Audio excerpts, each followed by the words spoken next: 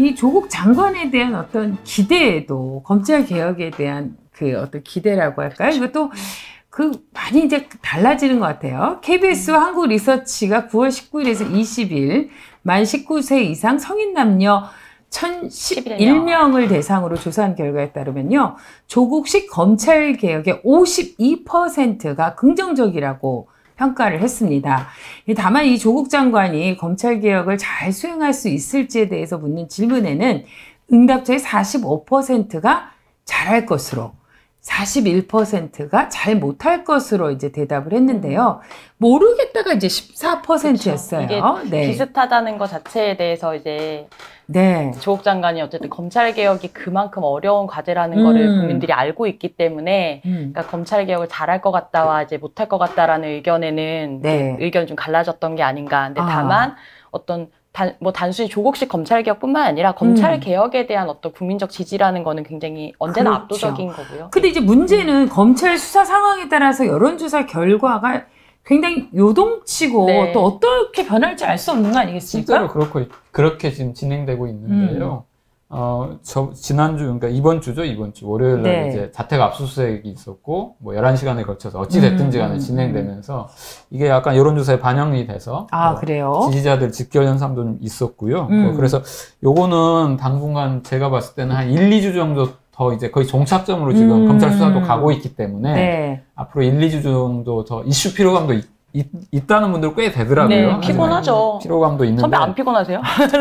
그래서 아마 50일 동안 진짜 난리가 났어요, 진짜. 모든 뉴스를 덮고 있잖아요. 근데 검찰도 그걸 잘 알고 있기 때문에 무한대로 지금 이렇게 할 수도 없습니다. 이게 지금 뭐 한 사람에 대한 수사를 거의 뭐 100여 명, 소위 말하면 검사 뭐 한 20, 30명의 수사관까지 투입한 100여 명인데 이렇게 계속 할 수는 없거든요. 그래서 이제 아마 종착점을 향해서 이제 가고 있어서 1, 2주 정도 이 과정에서 이제 검찰이 중간에 또 이제 피의 사실이 계속 흘러나오겠죠. 네. 이제 그것과 근데 중요한 거는 이제 정교수랄지 뭐 아마 검찰에서는 구속영장 칠 것 같은데 이제 그런 법원에서 판단이 어떻게 나오느냐에 따라서 한번 또 여론이 또 요동치지 않을까라는 생각이 듭니다. 그러니까 조국 장관도 인터뷰에서 얘기했지만 검찰과 조국 장관의 가족과는 이제 법리적으로 다툼이 분명히 있다. 그렇죠. 그건 이제 법정에서 결과적으로 나올 건데 사실 이제 문제는 이런 이제 그 수사 과정이 이렇게 여러 가지로 드러나면서 이미 많은 분들이 재판의 결과에 영향을 미치게 그러니까 된다는 오늘 게 이제 가장 문제인 저희가 거죠. 대통령의 메시지지만 무관하게, 국민의 명령이라고 오늘 한 내용 중에 그게 있습니다. 그 아까 보시면 알겠지만 정확하게 이제 그 짚으신 게 뭐냐면은 조국 장관이 책임자를 있는지 여부도 검찰 수사 등 사법 절차에 의해 가려질 거다. 그렇죠. 제가 봤을 때 이 사법 절차는 법원까지 포함되는 거거든요. 그렇죠. 그래서 이제 그런 게 이제 그런 의미에서 대통령도 이 메시지를 정제해서 담지 않았나라는 생각이 듭니다. 네. 그러니까 사실 이제 지금 뭐 아까 이슈 피로감 뭐 이런 얘기도 하고 그랬지만 문제는 이제 여론의 흐름이거든요.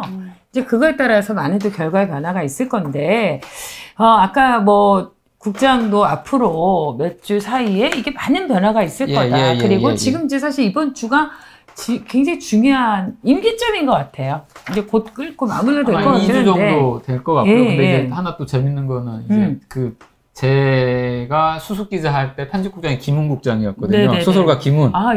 최근에 이제 노동 문제 관심 많고 하시는데 김훈 선배가 이제 그 얘기 하셨어요.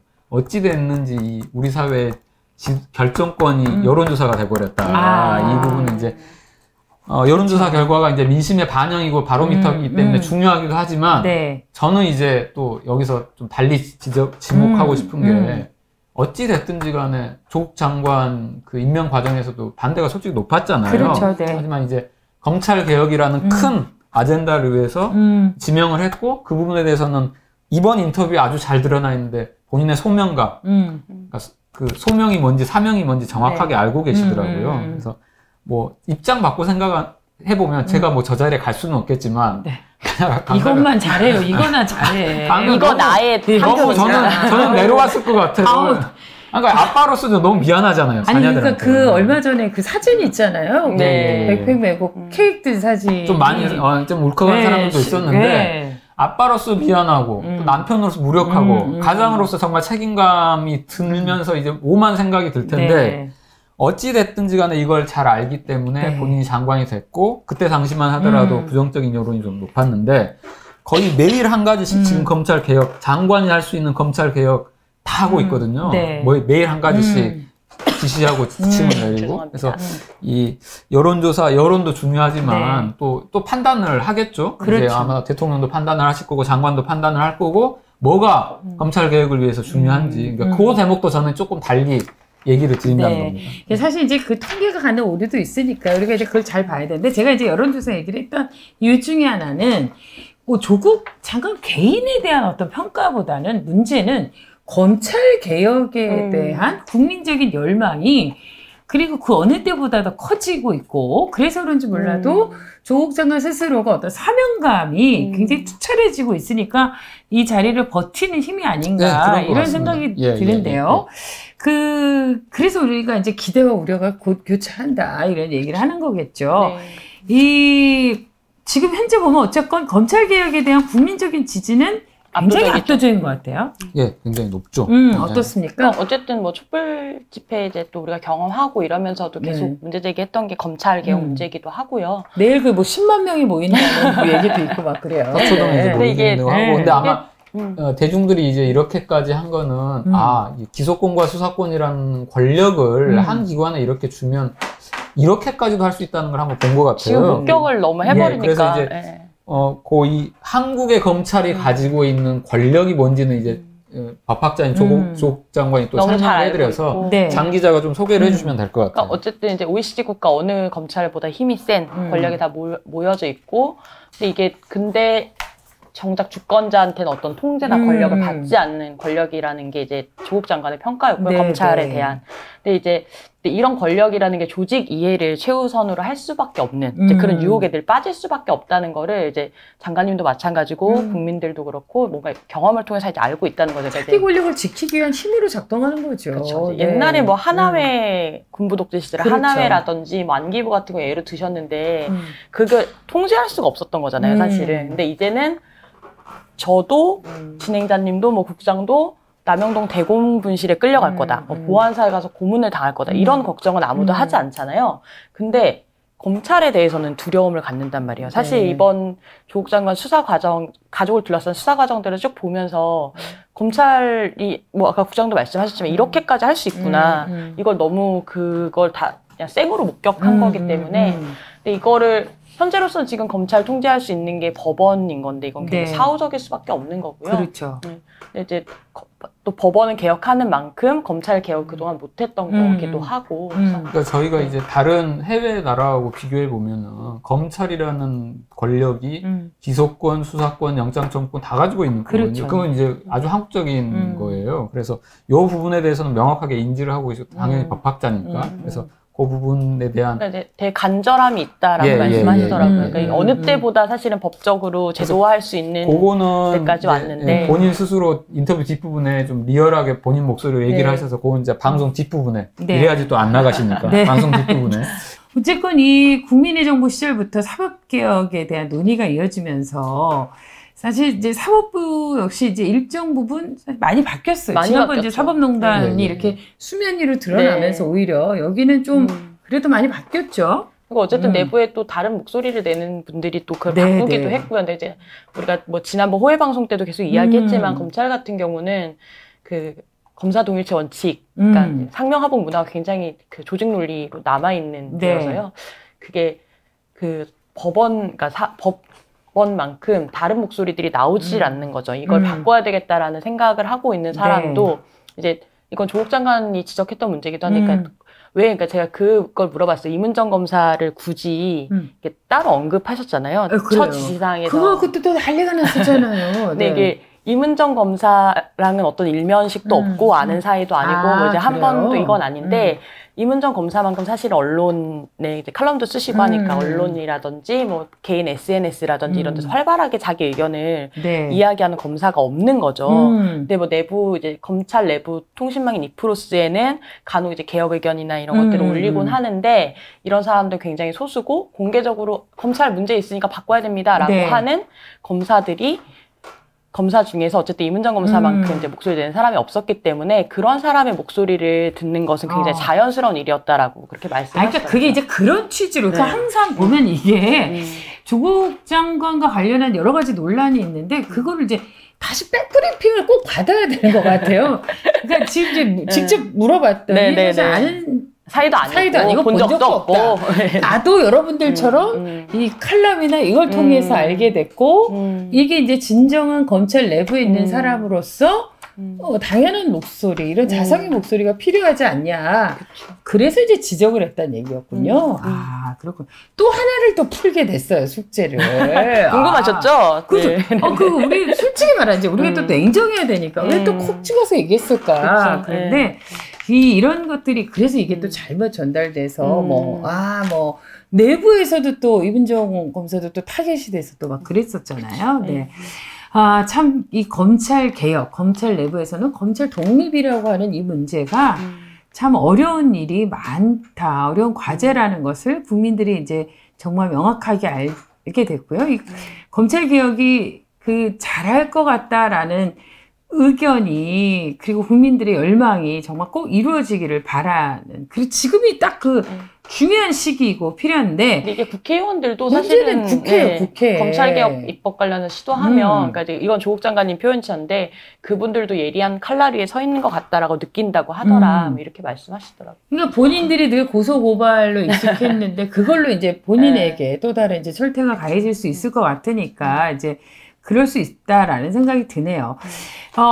법무부의 이제 외청인 검찰이 법무부를 오히려 내청하는 식으로 흔들어 왔다. 이런 얘기도 인터뷰에 있던데 이건 어떤 얘기인가요? 일단은 어쨌든 검찰이라고 하는 거는 법무부 말씀하신 대로 외청인 거잖아요. 별도 이제 조직인 거고 이 아래에 있는 조직인 건데 이게 법무부 안에 법무부의 주요 보직들 사실은 검사들이 다 차지를 하고 있었거든요. 그러니까 직제상 71개가 법무부 안에 71개 직제에 그러니까 검사들이 들어와 있던 직제가 71개나 됐다 그러는데요. 이게 전임 박상기 장관 때 이제 31개를 개방직으로 돌렸고 나머지를 지금 이제 조국 장관이 나머지도 검사가 아니라 개방직으로 돌려서 전문가들을 뽑겠다라고 하신 건데. 그렇군요. 그러니까 외청에 내청하라는 것은 검찰이 검찰뿐만이 아니라 법무부도 장악한 거죠. 장악하고 있었기 때문에. 사실상 보시면 알겠지만 이제 그러니까 법무부를 우리 국민들도 그렇지만 그냥 검찰청하고 거의 이렇게 상급기관이긴 한데 동일하게 보고 있어요. 왜냐하면 법무부 간부들이 전부 다 검사들이니까 고위직 검사들이니까. 근데 이제 조국 장관도 그 얘기 하셨는데 법무부가 일이 굉장히 많습니다. 그러니까 검찰청만 지휘하는 게 일이 아니라 보면은 인권국도 있고 교정시설, 교정본부도 있고 또 출입국, 우리 뭐 외국 나갈 때 관련되죠. 외국인정책본부 이런 좀 일이 좀 많습니다. 근데 이제 저번에 우리가 지난호 때 이제 이 박상기 전 장관 할 때 했듯이 박 전 장관께서 이제 여기에 이제 비검사들, 검사가 아니더라도 공모할 수 있는 자리를 이제 넓혀놨고요. 37개 정도. 근데 이제 이번에 이제 제가 조국 장관 법무부 관련돼서 개혁 관련돼서 조금 짚고시킨 게 법무부의 검찰국장하고 기조실장 자리는 굉장히 요직이거든요. 이 부분을 검사를 사실상 배제할 거라고 이제 거의 언급을 하셔서 제가 하나만 얘기 드리면 특히 이 전국 검사들의 인사권을 틀어주고 있는 사실상 검찰국장이 굉장히 중요한 자리인데 실장은 예전에 이제 빅4라고 검찰 내에 빅4라는 그런 얘기가 있었어요. 뭐냐면 가장 요직, 핵심 요직, 검찰총장 제외하고 서울중앙지검장 지금도 있어요. 그리고 지금은 없어졌습니다. 대검 중수부장. 요게 이제 빅4 중에 자리였고 그다음에 지금 이름 바꿨고 없어졌죠. 대검 공안부장. 여기도 빅4 중에 하나였고 나머지 한 자리가 바로 법무부 검찰국장이 이게 바로 빅4 중에 하나였습니다. 지금은 이제 대검 중수부도 사라지고 공안부도 이름을 바꿨죠. 근데 이제 그런 요직에 소위 말하면 비검사를 안 치겠다. 검사가 아닌 사람을 안 치겠다라는 건 검찰 안에서 굉장히 좀 충격적으로 받아들일 겁니다. 그러니까 이제 사실 이 검찰 개혁에 대해서 검찰 내부에서 이렇게 반발이 이제 크다고 해도 과언이 아닐 것 같아요. 지금 이제 이렇게 사실 지난 호회편도 그렇고 오늘도 그렇고 이제 조국 장관 인터뷰를 들으면서 검찰 개혁이 이제 왜 중요한지는 알았지만 이제 그 구조랄까 내부 상황을 조목조목 특히 검찰을 잠깐 출입했던 네, 잠깐 출입했어요. 국장이 잠깐 출입했습니다. 깨알같이 또 설명을 해주니까 그리고 귀에 쏙쏙 들어와요. 이번 기사 자체가 제가 장희로 기자한테 조 장관의 입말을 최대한 좀 살려라. 이렇게 손대지 마. 그래서 마치 법 학자가 강의하듯이 아주 조목조목 친절하게 설명했습니다. 반드시 책을 사보시면 책을 살 수 노래하래요, 찍었어야지. 지금 이게 희귀템이 되고 있습니다. 희귀템이. 근데 아무튼 이게 그 말씀하셨던 검찰이 법무부를 오히려 내청하고 있다는 거에 대해서 굉장히 가슴 아픈 지적이라고 이제 말씀하셨고요. 그러면서 하나 예를 들어주셨던 게 있는데 지난해 이제 조국 장관님도 들으신 거죠. 수사권 조정 논의가 한창일 때 어떤 검사장 한 분이 기자들 앞에서 오찬하다가 수사권 어디 한번 가져갈 수 있으면 가져가봐 이런 얘기를 하면서 굉장히 오만한 얘기예요. 그쵸, 언성을 높였다 그러더라고요. 검동설주의자들의 합법. 이게 바로 검동설주의자. 어디 한번 가져가봐. 근데 이것만 봐도 사실은 통상적인 부처의 어떤 외청 관계랑은 굉장히 다른 거고요. 그러면서 이제 근데 계속해서 사실은 이 긴 인터뷰에서 계속 그러니까 중점적으로 얘기하셨던 것 중에 하나도 선출되지 않은 권력은 선출된 권력으로부터 통제를 받는 게 법치주의의 핵심이다.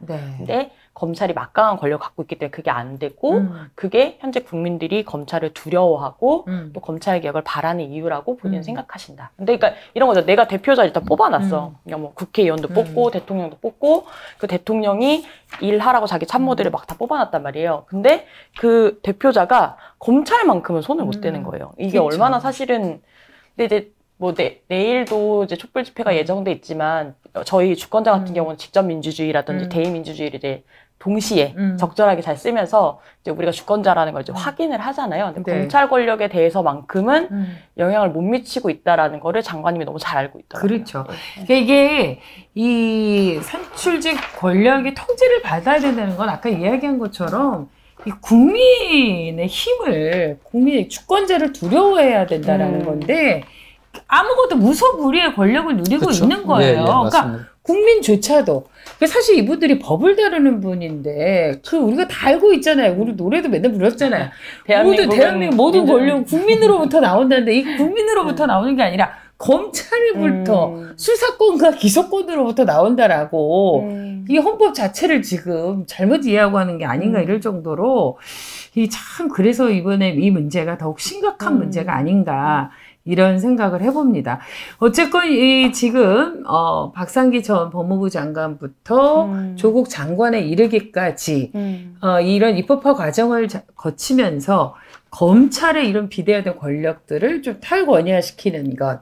그래서 이제 그 법무부 안에 검찰 중심의 조직에서 어떤 전문가 중심으로 그렇게 좀 바꾸는 것, 비검사로 바꾸는 게 이게 굉장히 또 중요한 조치인 것 같아요. 왜냐하면 특히 검사들은 인사가 나면 그러니까 업무 연속성이 너무 떨어지는 거예요. 법무부 안에 와서도. 그러니까 아까 국장 말씀하셨듯이 뭐 안에 인권 교정, 범죄 예방 이런 것들을 해야 되는데 국가종무부터 시작해서 이게 1년 뭐 길면 2년 이렇게 잠깐 왔다가 그러니까 요직이거든요. 사실 법무부에 오는 게. 그러니까 이 요직에 잠깐 왔다가 가는 사람들 때문에 사실 업무 연속성이나 전문성이나 이런 게 너무나 부족했던 거죠. 그렇군요. 이제 이 탈검찰화가 중요한 이유 중에 하나도 그런 중요한 일들을 연속성을 가지고 전문적으로 할 수 있는 사람들을 이제 법무부 안에 두는 것에서 중요한 거죠. 이게 검사들의 어떤 꽃자리가 아니라. 맞아요. 지난번에 우리 검찰을 잠깐 출입했던 고재우 국장이 얘기한 것처럼 검찰 내부에 분명히 요직이 있고 그 힘을 이용해서 사건 배당을 안 한다든지 팽시킨다든지 이런 식으로 해서 조직의 구성원들을 다룬다라는 거 아니에요.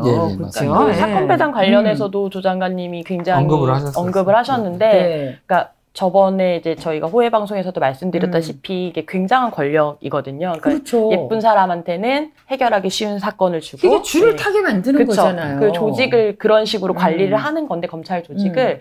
근데 이 부분에 대해서 평검사들이 굉장히 의견을 많이 주고 있고 이 법원 같은 경우는 컴퓨터를 무작위 배당을 하고 있는데 이것을 온전히 지금 뭐 검찰에 도입할 수는 없겠지만 어쨌든 굉장히 고민하고 있고 좀 빨리 해결해야 될 문제 중에 하나로 이제 사건 배당 문제를 좀 보고 계셨어요. 어쨌건 이제 이걸 시스템으로 통제하려고 만들려고 하는 의지가 있다는 거죠. 이제 법원 같은 경우는 이제 컴퓨터 배당을 하거든요. 사건 배당을 할 때. 근데 이제 검찰은 또 그런 부분이 있습니다. 뭐냐면은 이제 차장 검사가 있고 부장 검사가 있고 밑에 검사들이 한 1~2명씩 있거든요. 네네. 그럼 이제 우리 같은 경우도 예를 들면 사회팀 기자가 있고 문화팀 기자가 있고 그렇죠. 요 친구는 보니까 이제 요 사건 A라는 사건을 잘하고 요 친구는 B라는 사건을 잘하고 물론 이제 특수부에 배당된 사건이나 이런 건 이제 관련된 사건이긴 한데 장단점이 조금 그 안에서도 있거든요. 그래서 요거를 또 기계적으로 컴퓨터 배당을 하게 되면 이제 배당 과정에서 문제는 있습니다. 그래서 조국 장관도 이제 그 부분까지 좀 섬세하게 한번 고민을 해서 네. 진짜로 이거 사건 배당은 검찰은 말 그대로 라인이 형성돼 있고 짓고 있기 때문에 차장 검사가 어떻게 사건을 배당하느냐에 따라서 자기 승진하고도 관련되기 그렇죠. 때문에 그게 이제 소위 말하면 통제 수단이 되고 있거든요. 그래서 그런 부분도 잘 아시더라고요. 저는 조금 취재해서 조금 아는데 아주 잘 아시더라고요.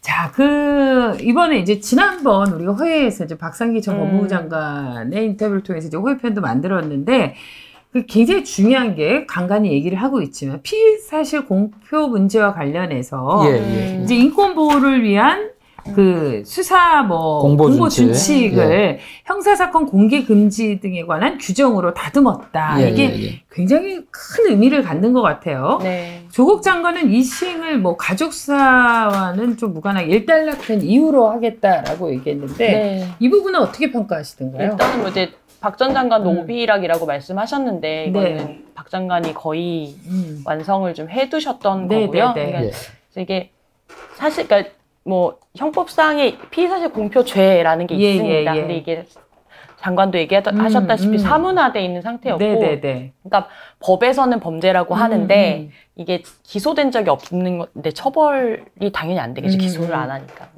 근데 그 기존에 있었던 인권보호를 위한 수사공보준칙 같은 경우는 위반했을 때 징계 조항이 없었다고 해요. 그런데 그래서 박 전 장관이 이걸 손본 거고 검사가 기소하지 않더라도 행정부 차원에서 징계할 수 있도록 하는 걸 만든 건데 이제 조 장관님도 말씀하신 게 이게 어쨌든 가족 수사가 진행되는 와중이고 아무리 선의로 이걸 필요하다는 이유로 한다고 하더라도 자기 가족 보호하려고 하는 거 아니냐라는 오해 때문에 이제 가족 문제가 좀 일단락되면 그때는 할 수 있지 않을까라고 말씀하시더라고요. 그러니까 이게 문제라는 것에 대한 여론은 충분히 무르익었다라는 거는 말씀하셨고요.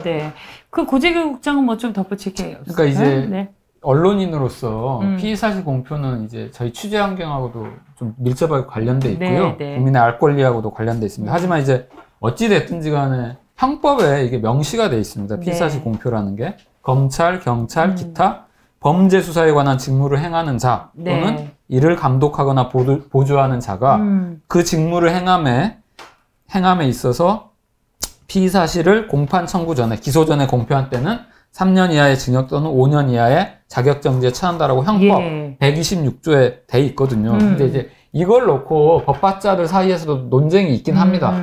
이게 사실상 규정은 있다라고 하더라도 언론 자유와 국민의 알 권리를 위해서는 처벌을 안 하는 게 맞다, 산만시키는 게 맞다라는 의견도 있고 또 반대로 공인은 모르더라도 사인 같은 경우 저번에도 얘기 드렸다시피 피해가 굉장히 크거든요. 여론조판이라는 그것 때문에. 그래서 이제 이것과 관련돼서는 그동안 논쟁이 됐었는데 그게 이제 다들 아시듯이 2009년에 노무현 전 대통령 서거 때문에 이게 굉장히 한번 논란이 됐었잖아요. 그래서 이제 이것 때문에 이제 그 이후에 이명박 정부 법무부에서 앞서 말씀드렸던 규정을 만들었고 이제 이번에 이제 조국 장관도 언급하셨던 박상기 전 장관이 마련한 기본 틀이 이제 그것보다는 조금 좀 다져진 거예요. 그래서 이제 기소 전에 피의자 소환할 때 우리 이제 포토라인 이번에도 이제 정명춘 교수 포토라인 세운다는 게 검찰 방침이라던데 요걸 좀 제한하고 또 소환 일정이랄지 공개 소환도 좀 제한하고 그리고 이제 공인이냐 사인이냐에 따라 좀 다르겠지만 실명 공개도 좀 금지하고 뭐 요런 걸 좀 해서 이제 그래서 피의사실 공표가 있으면 기존에는 이제 뭐 검찰총장의 판단이거나 했지만 이제 장관이 감찰권을 발동할 수 있게 좀 바꿔놨습니다.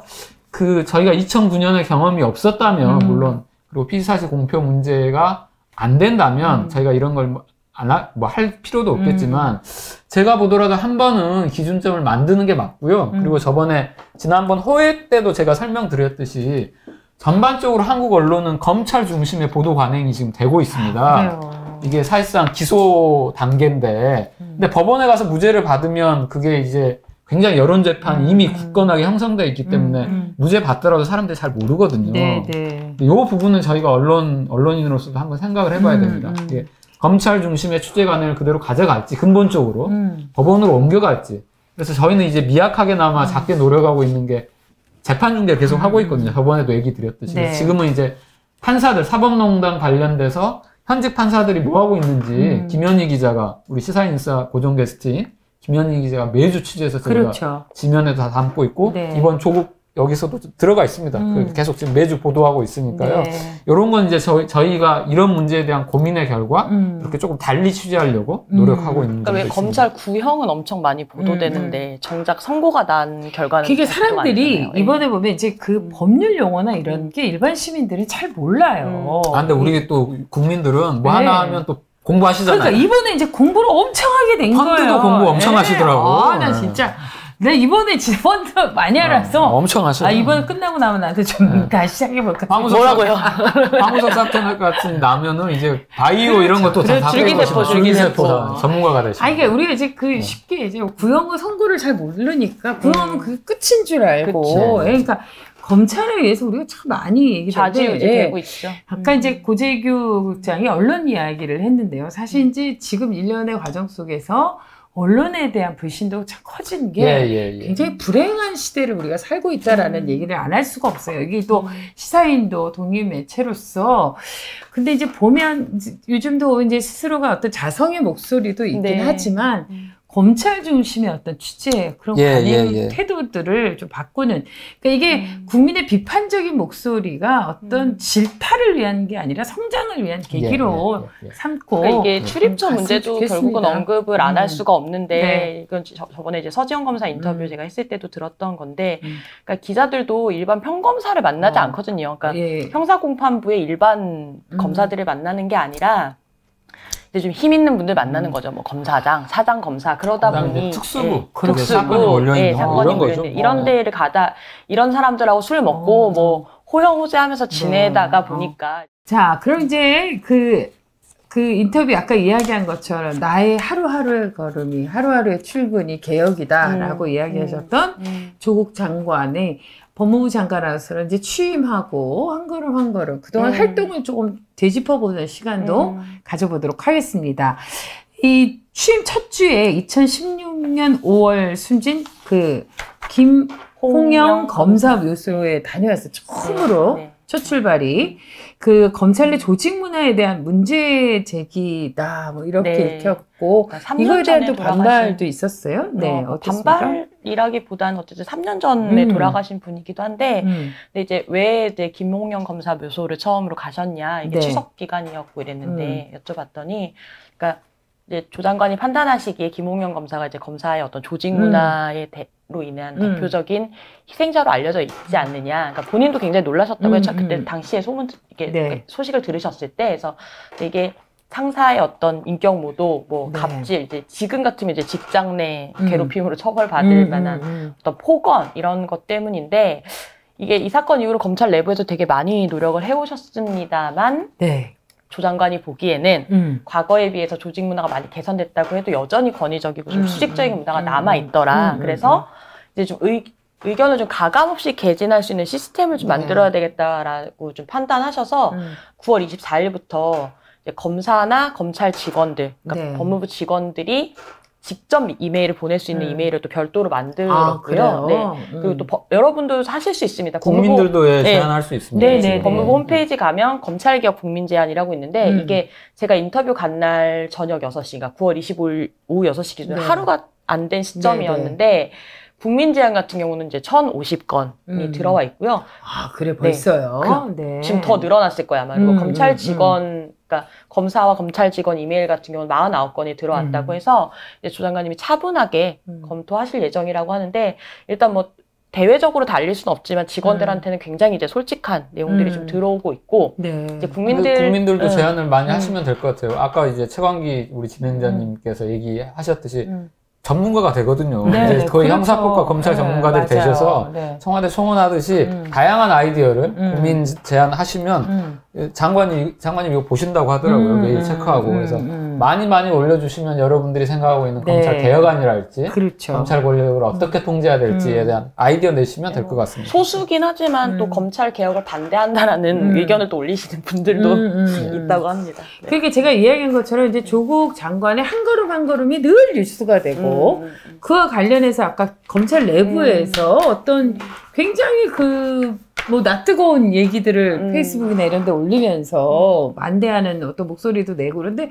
사실 저는 이런 것들이 나쁘지 않다고 생각해요. 그래서 스스로에 대한 실체도 더욱더 드러나게 되는 거고 문제는 그러면서도 조국 장관이 지금 차분하게 그쵸, 할 일들을 하고 있다라는 거잖아요. 그러니까 굉장히 수직적인 조직 문화를 개선하기 위해서 법무부 내라든지 뭐 검찰이라든지 이런 데 어떤 그 직원들, 현장에서 일하는 직원들의 목소리를 직접 장관이 듣겠다라든지 또 국민의 목소리를 직접 듣고 제안을 받아들이겠다라는 것들은 우리가 좀 주목해야 될 지점이 아닌가 이런 생각을 해봅니다. 비법률적으로 아까 우리가 앞서서 이야기했던 공수처라든지 검경수사권 조정 같은 경우는 네. 입법을 필요로 하는 거라면 이런 인사나 뭐 지금 우리가 뒤에서 계속 이야기하게 될 조직 문화라든지 네. 조직 개편, 아니면 감찰 이런 부분은 비법률적으로 그러니까 검찰 개혁을 이루는 방법인 거거든요. 그러니까 지금 사실은 조국 장관의 행보를 보면 네. 거의 매일매일이 그런 일들로 좀 채워져 있는 그렇군요.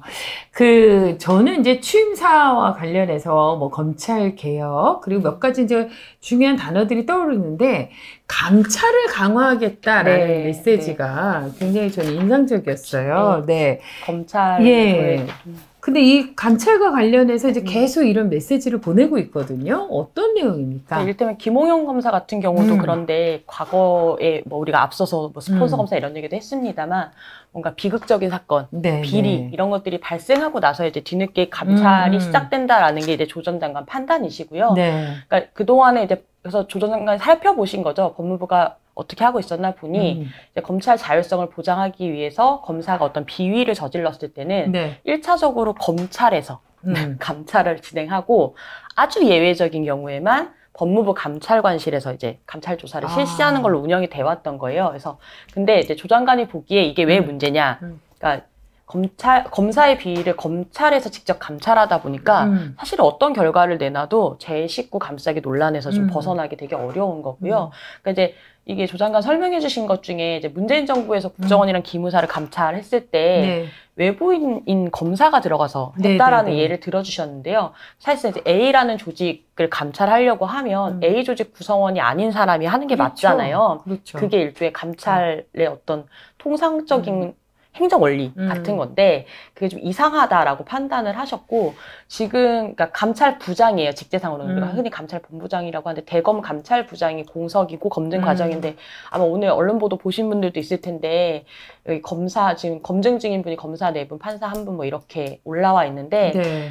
검증 과정이 있고 근데 이제 어제 수요일에 인터뷰하실 때 뭐 조 장관님 말씀하시면서 특정 사람을 거론하는 건 아닌데 감찰 원리상 검찰 소속 출신이 아닌 게 감찰의 공정성을 보장하는 거 아니냐라는 개인적인 생각을 갖고 아니 계시다. 그거는 뭐 네. 조국 장관이 아니더라도 네. 상식적으로 네. 우리가 생각해 보면 감찰이라는 것은 내부에서 하는 게 그게 어떻게 감찰이 되겠어요. 그렇죠? 그러니까 이런 특히나 아까 이야기한 것처럼 국정원이나 이런 권력기관에 문제가 있을 때 검사가 가서 그런 거 다 이제 수사도 하고 뭐 이러는 건데 그래서 어쨌든 좀 감찰을 강화해서 네. 그러니까 뭘 하고 싶으신지 여쭤봤더니 이제 가장 중요한 게 국민적 신뢰를 회복하고 싶다. 그렇죠. 그다음에 더 네. 나아가서 검찰 수사라는 것에 대한 엄정성, 네. 정치적 중립성에 대한 신뢰 회복도 하고 싶다. 이건 네. 두 가지.